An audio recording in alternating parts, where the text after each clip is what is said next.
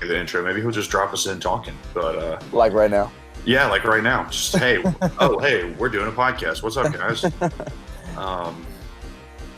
Well, hello everyone. Welcome to another episode of Welcome to the Tad Pod, the only tea drinking, basketball talking crossover podcast that exists. Sam, Sam is back with me tonight. Sam, how are you? Doing fine. Even better that the Revs had a good week. Yeah, and that's what we're here to talk about. And there's a pep in my step. Yeah, and I'm sitting here, and I've got my tea, a little hot tea in an Ole Miss mug, and you know what? I'm here tonight to drink some tea and talk about basketball, and I'm almost out of tea, so time to talk about basketball. As Sam mentioned, the Rebels had a great week this week, going 2-0 against Texas A&M and Georgia, which if you look at the records of those two teams, they are a combined, I believe, 2-18 in the SEC at this point. So this week for Ole Miss was not so much what happened as for what didn't happen. Yes. And what didn't happen was they did not have that major kind of blemish on their schedule as the season gets closer to March and Selection Sunday. So, Sam, before we get specific with the games, tell me your thoughts on the week. Yeah, I agree. It's kind of one of those things where 2-0 doesn't impress anybody from this week, but you avoided disaster, particularly the Texas A&M game. It was we needed to get back on the winning side of things so bad. And you kind of had a feeling it was going to be hard fought, and sometimes, getting back on the win streak is hard, even against a seemingly bad team when you've been in the slump. So I felt like if we could win that one, we would hopefully come out strong against Georgia. And thankfully that came to fruition. Again, a lot closer than you wanted on Wednesday, but 2-0 is sure better than going 1-1. Yeah, I mean, I'm kind of looking at this week in two different ways. One, like you said, it was kind of what you avoided, that it was not you didn't get the bad loss, which would have been your first bad loss on the season. So that's obviously a big positive. But what you do by winning those two games is you set yourself up to go down the stretch with these last 8 games in pretty good shape, and we'll get into that a little bit more. But the other thing too is that you just stop the losing streak. This same group of guys last year, things were going okay until the game against A&M last year, where Tyree shoots the game winner and it goes in and hits every part of the inside of the rim, and then bounce out.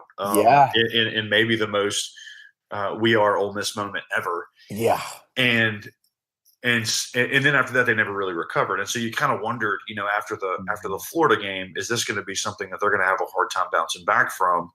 And they didn't. And I didn't think they played that badly against Florida or Mississippi State. They just lost a couple of really good, really close basketball games. So so it was frustrating, and you close out a 4-game losing streak. But again, those 4 teams, Alabama on the road, Iowa State, who, I mean, good grief, they were just unbelievable, and then Florida and Mississippi State. So you lose 4 games to 4 pretty good teams, and then you win 2 that you should have won, and you win 1 convincingly on the road, and now you're in business. It's looking like 10 SEC wins is going to be enough to get in. And I didn't necessarily think before the season that was going to be the case. But before we get talking too much about the last 8 games, let's talk a little bit more about Texas A&M. Yeah. That game was frustrating. It was frustrating, but you also saw just absolutely monster performance from Terrence Davis, and a guy who, maybe in that moment in the game, he kind of saw his senior year in his career flash before his eyes a little bit, and just kind of willed the team to a win. What did you see? Yeah, I agree. It seemed like he had several just huge kind of stretches in the game. I think there was a point where we were down by like 9, and he got a couple back-to-back steals. I think one time put it in, the second time got a key assist. And it really was like, it's like, all right, I have all SEC potential. Let's unleash it again, because we've always seen that from TD in flashes. And it's like, man, when he can harness it, it's special. And he can, make a huge impact on the court, on both ends of the court with, he's got super quick hands. He plays super hard, gets steals. And so, he just can create a lot of chaos. The only challenge we run into with him is just reining it in. And so it was exciting to see him do that.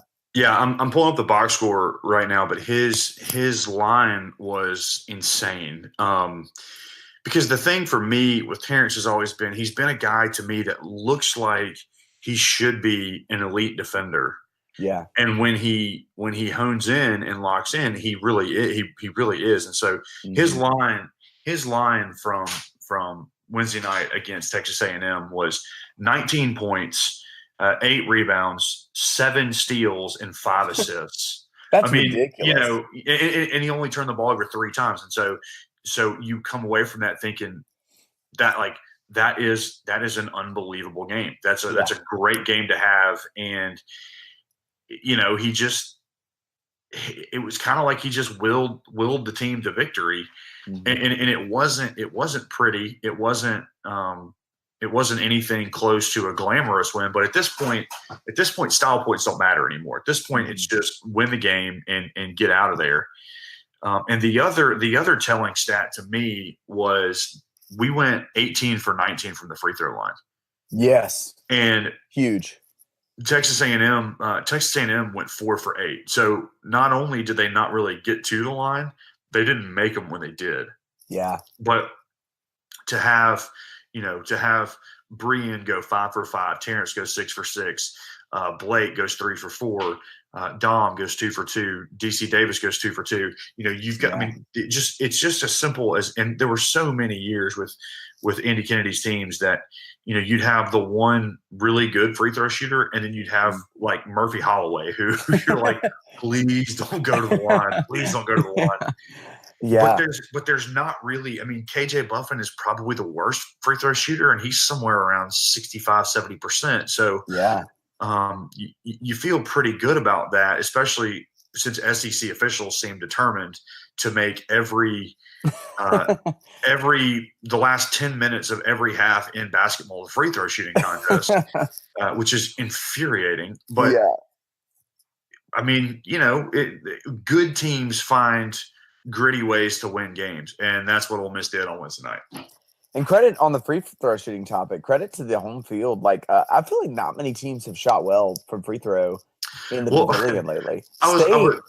Lamar Peters missing 3 in a row was one of my favorite things of the season. Well, Lamar Peters is one of the most overrated basketball players to ever play in the SEC. I mean, I don't know if Joseph or Roe listen to this. We're probably going to argue, but I've never understood.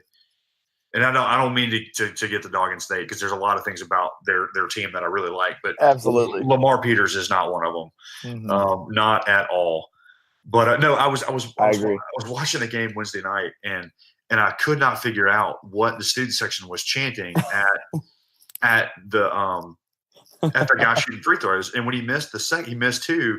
Everybody went nuts, and I realized they're chanting Chick-fil-A because if a player misses, if the other team misses 2 free throws in the second half, the student section gets free Chick-fil-A.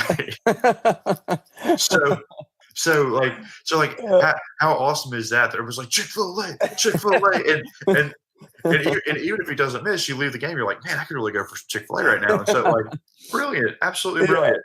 Chick-fil-A gets some great free not free advertising, but great advertising. Yeah. And it's happened like that. That happens most games. Although rarely do they actually miss both. That's the first time I think I've ever seen them miss both in the last 2. The other thing that stands out to me about the Texas A&M game, and this is in stark comparison to the state game, was that, and we'll talk more about Bruce Stevens as it comes to Georgia, but Dom and Bruce combined for 7 rebounds, which I mean, for your centers, that's still bad, but it's It's better than it's zero. it's 7 more than they combined against State. So, they finally I don't know, they seem like they might be putting that together a little bit. And to State and Florida's credit, they've got some elite big men, and I don't know that outside of Tennessee and Kentucky that we're really going to face that again this season. But yeah, so the rebounding was a little better, and like you said, I mean, Terrence kind of put the game on his shoulders, and even though Brian, still probably had a better game offensively, and oh man, we'll talk about Brian in a second, but they did well. They kind of gritted one out, and then too, big shout out to DC Davis against A&M. Yeah. He played 13 minutes. He scored 5. He huge 3. Yeah, hit a big 3. Got 3 rebounds, and didn't turn the ball over. And so I know that playing DC is not ideal right now, but he's making the most of the minutes. So I totally agree. So I thought that was kind of a season changing win almost, even though again A&M is really bad, and they're not. They're not. I mean, they're just hanging on for dear life at this point. But they're 8-13 overall. They're 1-8 in the SEC, which is bad. But they have some talent, and they did not win. So that's kind of what it comes down to. So anything else from the A&M game that stands out? This is kind of a thought that relates to both games, but it's interesting. One thing I think Kermit is really doing well is like finding favorable matchups depending on who we're playing. Like I feel like he's not necessarily committed to saying, "Oh, Dom's going to get 30 minutes every time" or something like that. It's really interesting. I think Stevens literally played like 7 minutes against A&M, and then comes back in and plays probably like 25 or something yesterday, and has a big game. But a huge disparity. But it's interesting that Kermit's finding a way to, like, when he needs guys to step up to challenge them and give them that bigger role, but also on a night where the matchup isn't favorable, sit them.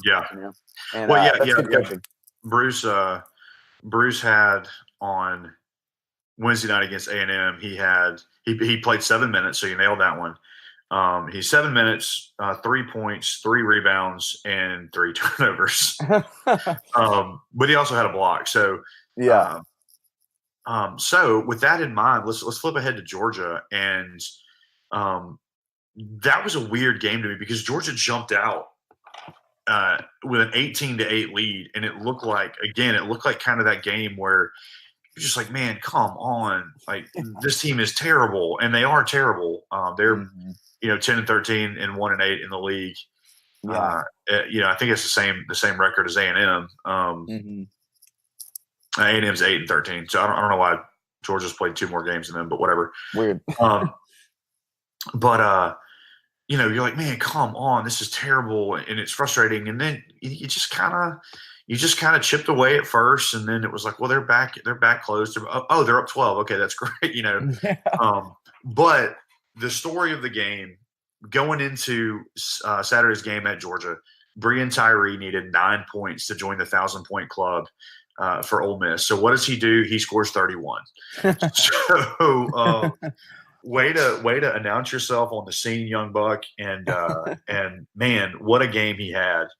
And watching him play right now, Andy Kennedy always raved about Brian, and you could see it in flashes, but you just wondered, like, is this guy ever going to really is he ever really going to put it together in such a way that he contributes? And there were some, his freshman year, he was still kind of hampered from an ACL tear, and then last year, just a weird confidence deal, and he wasn't quite back healthy, but he's been unbelievable this year. I think he's a legitimate SEC Player of the Year candidate, and I mean, he was just masterful against Georgia. Yeah. Yeah, I couldn't agree more. I mean, he's just been a scoring machine.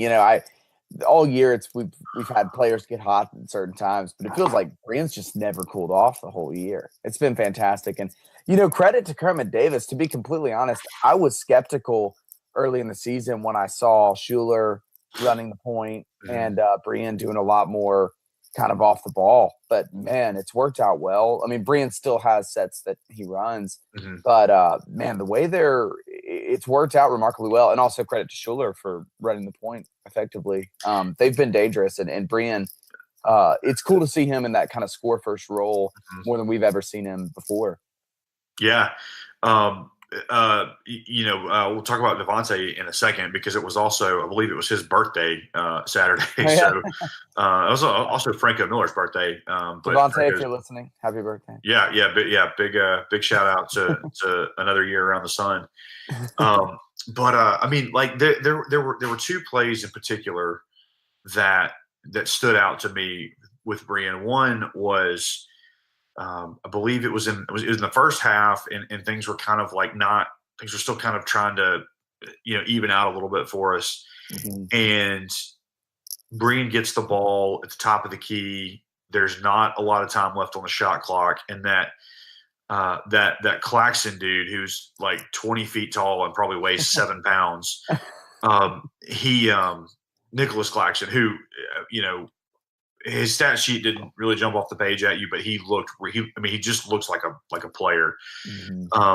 But he's like 7 feet tall and he's closing out, and Brian just very casually just hits a fadeaway over him, and it's just like, okay, whatever, no big deal. And then in the second half, another situation where there was a little stretch there in the second half where it looked like Georgia might be, they kind of got it back to 10 and they might be about to make a little run, and they'd gotten a couple of stops, and find Brian at the top of the key with about 4 seconds left on the shot clock, and he just very, very casually drives the lane and goes under the basket and throws it like behind his head and kisses it off the top of the backboard, and it just drops in as the shot clock buzzer is going off. It's just like, dude, what are you doing? Like, that was beautiful. But, I think that was about the point that you texted me. Nothing but respect for my president, and I was ready to start the campaign right then. Dude, that was a beautiful shot, and I don't know that I've ever seen a reverse layoff go that high off the glass. Yeah, ridiculous. yeah. I think I tried that once in high school, and the ball got literally stuck on top of the backboard. So now Brian and I obviously different category of athlete, but yeah. The other thing to me that was huge from the Georgia game was Devontae looks pretty close to healthy again. Yeah, and when they announced that he had that foot injury, you felt like, let's just get him while we can, because eventually he's going to have to shut it down. And obviously, foot injuries are weird, and we are Ole Miss exists for a reason. So we may find out that, he was walking to class tomorrow morning and one of the campus squirrels got rabid and bit him, and he had to cut his foot off. So like that wouldn't surprise me, but he played really well. It was kind of a quiet game by his standards, but shot it fairly well and got a lot of rebounds. And I mean, he looks like he's healthy. And if Ole Miss is going to make any noise in the last 8 games, he's going to have to be healthy. I agree. Yeah, I felt like I saw a little bit in the Mississippi State game. I think he maybe had 13 or 14 that game, and that was probably the biggest positive takeaway from that loss. Well, that, and I guess Stevens had a pretty good offensive game, but yeah, it's, man, if he can, continue to trend up, that's going to be so huge for us because. I think during that losing streak, his minutes were reduced, and he just adds so much when he's out on the court, especially from just kind of an emotional. You really do feel like he's kind of the glue in a lot of ways. Yeah. He kind of keeps people calm and always kind of seems to come up with a big shot. And I think his transition to point guard is going really, really well. And I think it's only going to get better as he. Has another off season and then full season next year with that under his belt. Really, 2 more seasons with it under his belt. Because crazy to think, man. Yeah, and I mean he can go out there and guard, any position 1 through 3, and it is just, I don't know, it's been really good. Yeah. I mean, there was a ton that stood out about the Georgia game, so I'm going to hang out here for a little while. Bruce Stevens had maybe his best game of the season. Yeah. And it was not, we know Bruce can score sometimes, but his line from Saturday, he had 6 points, which that's fine. But he had 2 steals, he had an assist, and he had 9 rebounds. Yeah. And 4 of those were offensive rebounds. And the thing about that is, if you could go back against Florida or Mississippi State in Oxford, and you give either Bruce or Dom 9 rebounds, you've got 2 more wins under your belt. Yeah. They were close games where they just didn't rebound like at all. Mm-hmm. I mean, they literally did not rebound at all against State, and you only dropped that game by 6 points. So, if you can find a way for either Stevens or Olenichak to get some rebounds, then I really like our chances in the last 8 games. Yeah. What did you see? What do you think about that? Yeah, I totally agree. It's like you can't do worse from a rebounding standpoint than they did just a week ago. So not even a little bit. Yeah.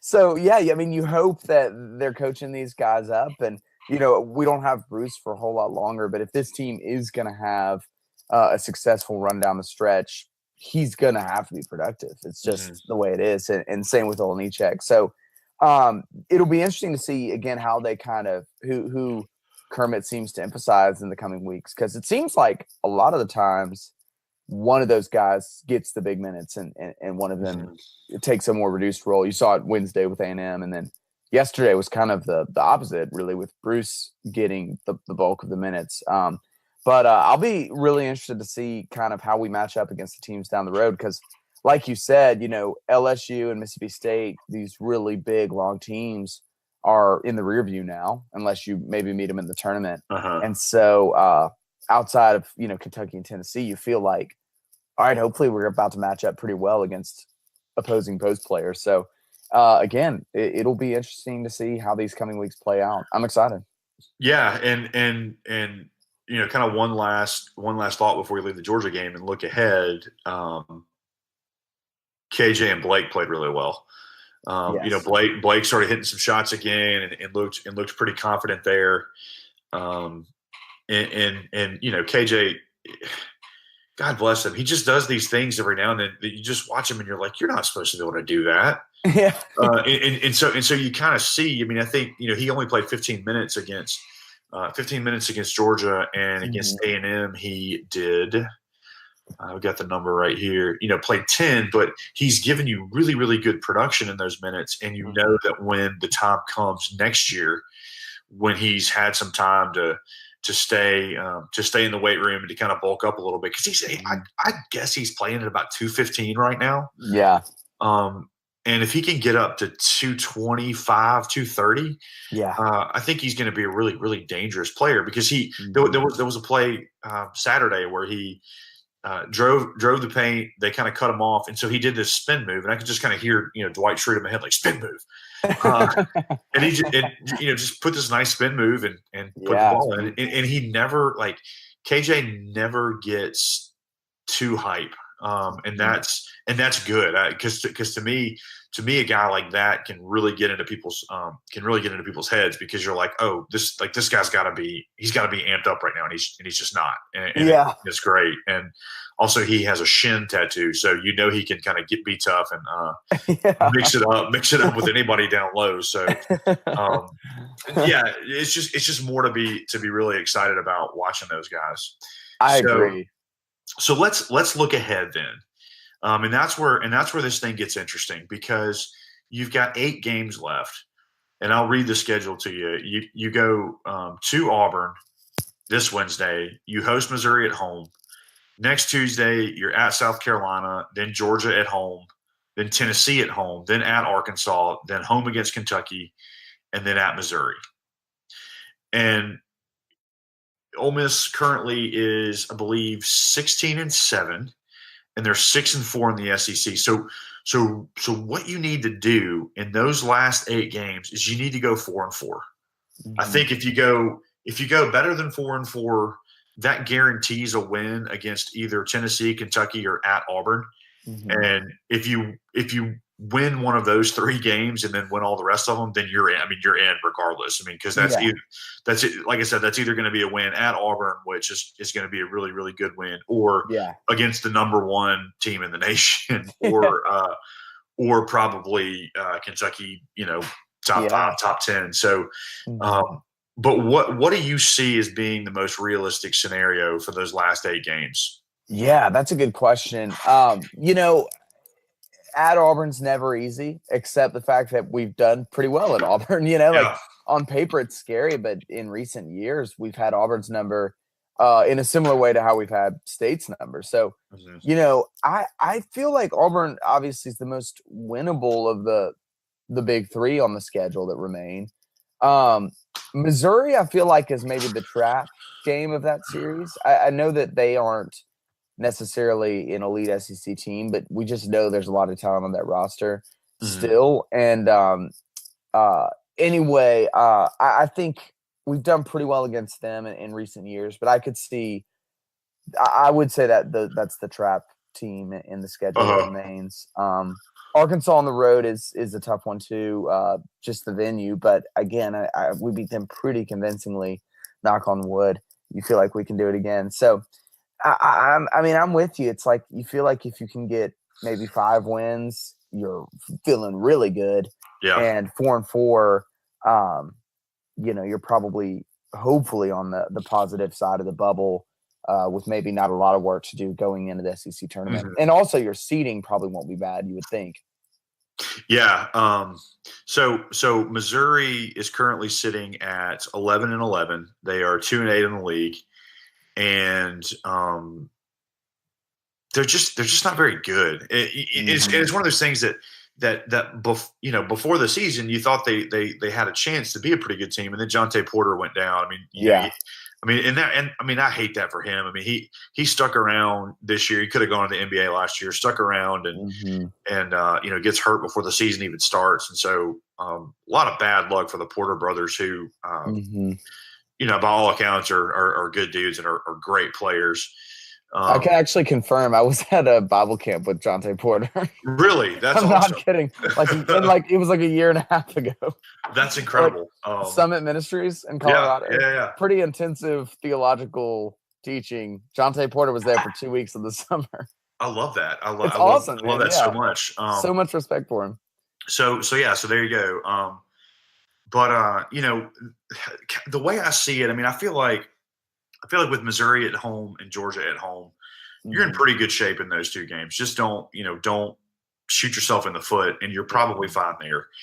I think that probably at Arkansas you're okay, because they've shown a little bit of life lately, but I still just don't think they're very good. And Kermit just had such a great game plan for them the last time that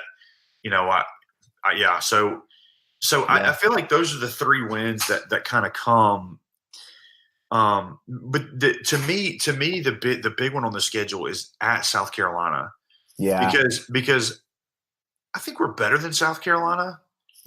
But if you told me that game went like the Alabama game did, where they were just more physical and kind of hit us in the mouth early and we never really recover, it wouldn't surprise me. I agree. So yeah, that's a tough spot to be in. And so if that game goes that way, then you don't really have any margin for error at Arkansas, which is not. I've watched a lot of Ole Miss teams with no margin for error at Arkansas go to Arkansas and lose, and and for whatever reason, because I almost always feel like we should beat them. It just feels like a gut punch. But I don't know, man. I mean, there's just this team feels different, and they feel like they're maybe waking up, maybe doing some good things again here. So who knows?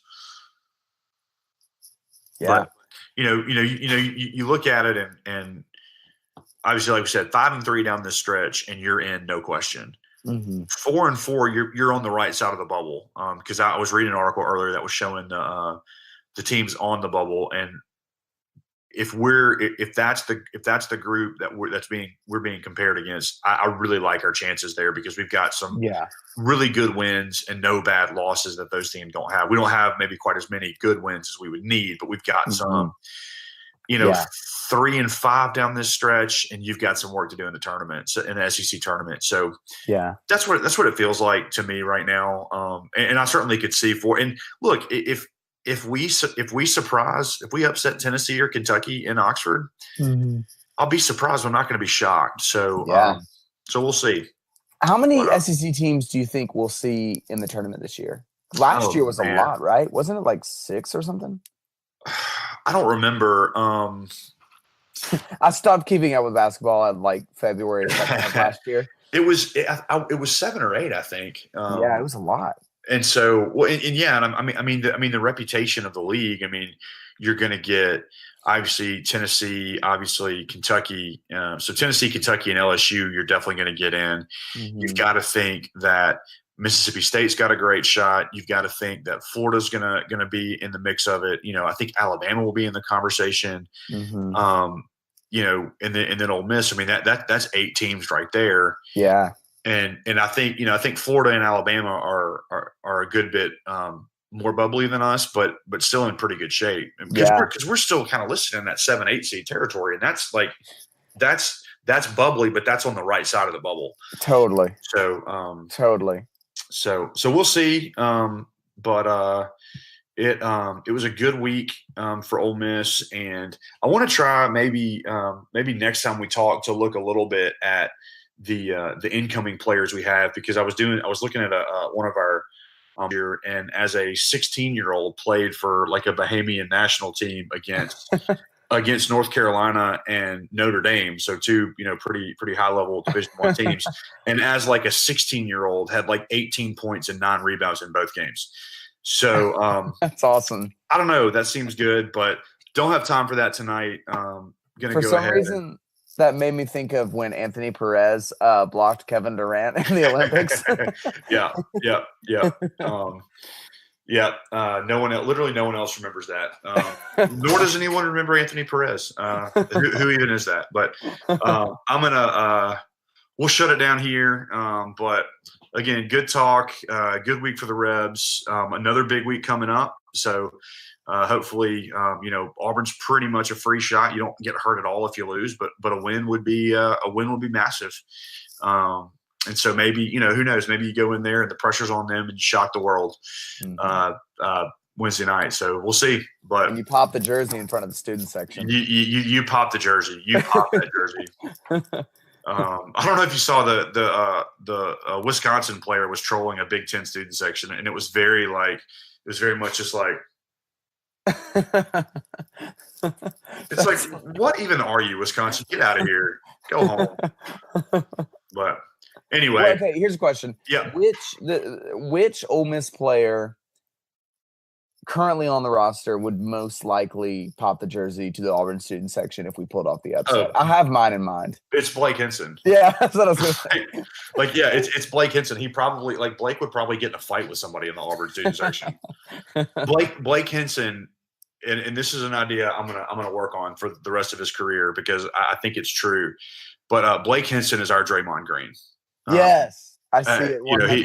He absolutely is. And, Draymond's the kind of guy that if he's on the other team, you hate him. And if he's on your team, you don't care. You love him. So. Good comparison. So, anyway, thank you for listening. This has been Welcome to the Tad Pod, brought to you by Running Up the Clock Sports. And I hope that this week, as you continue to be excited about the new American or Association of American Football League that people are just lit about tonight. Hope you enjoy that, but I hope you enjoy Rebel basketball. And hey, there'll be some Rebel baseball games to be played this weekend as well. We won't talk about them on this show because it's baseball, but it's going to happen, and that's exciting. It's always a fun time of the year. So thanks for listening, Sam. Thanks for being on, and we'll talk soon. Always a pleasure.